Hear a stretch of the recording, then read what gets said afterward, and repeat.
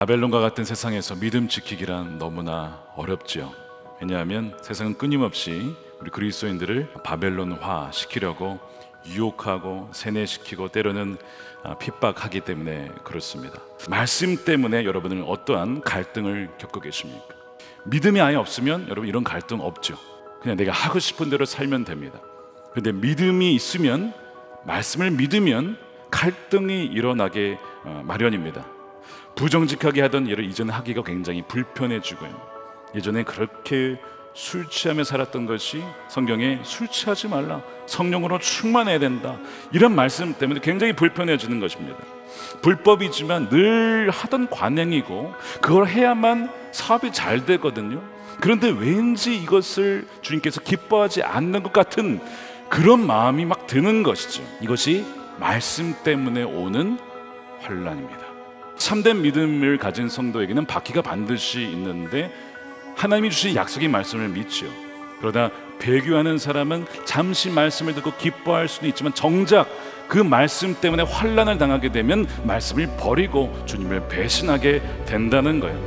이 두 가지 단어를 영어로 보시면 약속은 promise라고 하고 있고 타협은 compromise, 굉장히 비슷해 보이는 단어지만 전혀 다른 단어입니다. 이 약속과 타협이 이 두 가지가 있는데 여러분들은 어느 쪽에 속하십니까?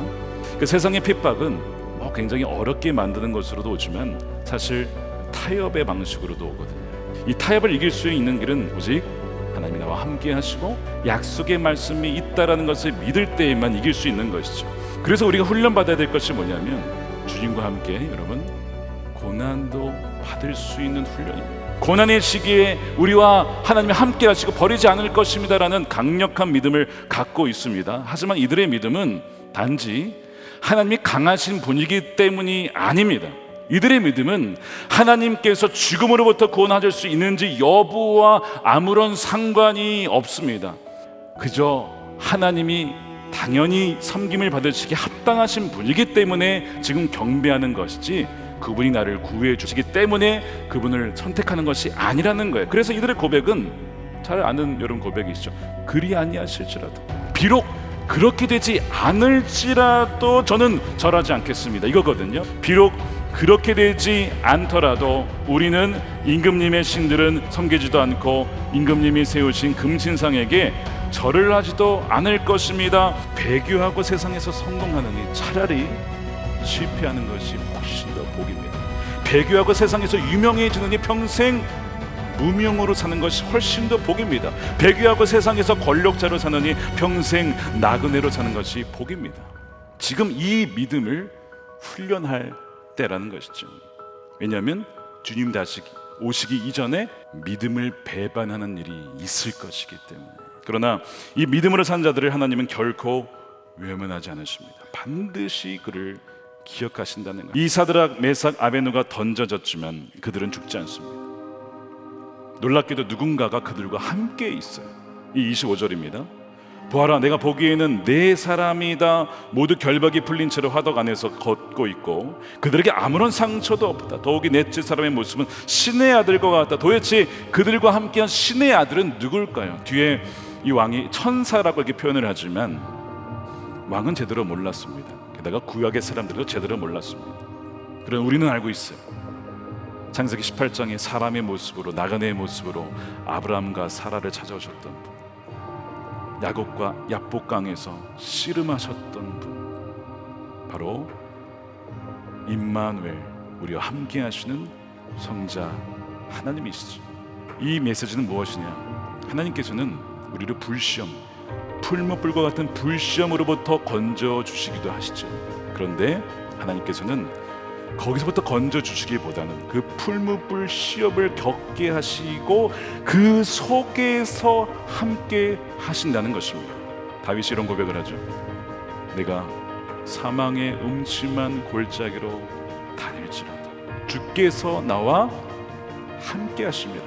느부갓네살 이방 왕이 다시 한번 그의 입술에서 하나님을 찬양하게 됐죠. 세속도시에서 신실하게 믿음을 지킨 선교적인 소수를 통해 다시 한번 왕의 입술에서, 믿지 않는 자의 입술에서 하나님이 위대하신 분이심을 다시 한번 증거하게 되고 높여지게 되는 것이죠.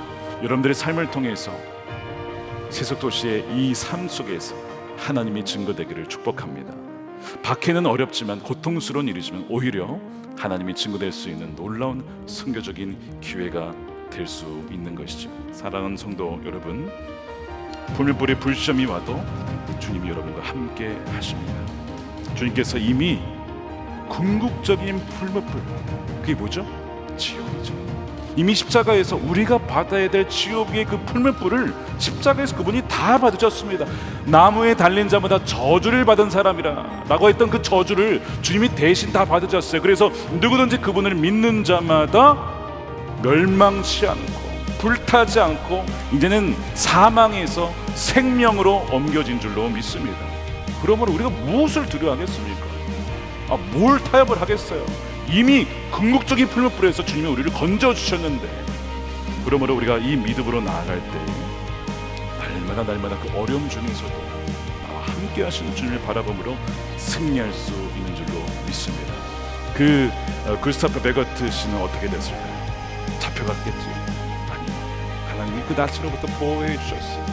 2차 세계전이 끝날 때까지 그를 지키시고 그 가족을 다 보호해 주셨다. 놀라운 은혜가 있었습니다. 오늘 이 말씀을 의지해서 우리가 주의 말씀을 우리가 묵상하고 의지하고 주님과 동행함으로 이 바벨론과 같은 세상 속에서 여전히 신실한 주님의 자녀로 불문불에서 건져주시고 또는 그 안에서 함께 하시는 주님을 경험하며 주님께 영광 올려드리는 저와 여러분들의 삶이 되시기를 주님의 이름으로 축원드립니다.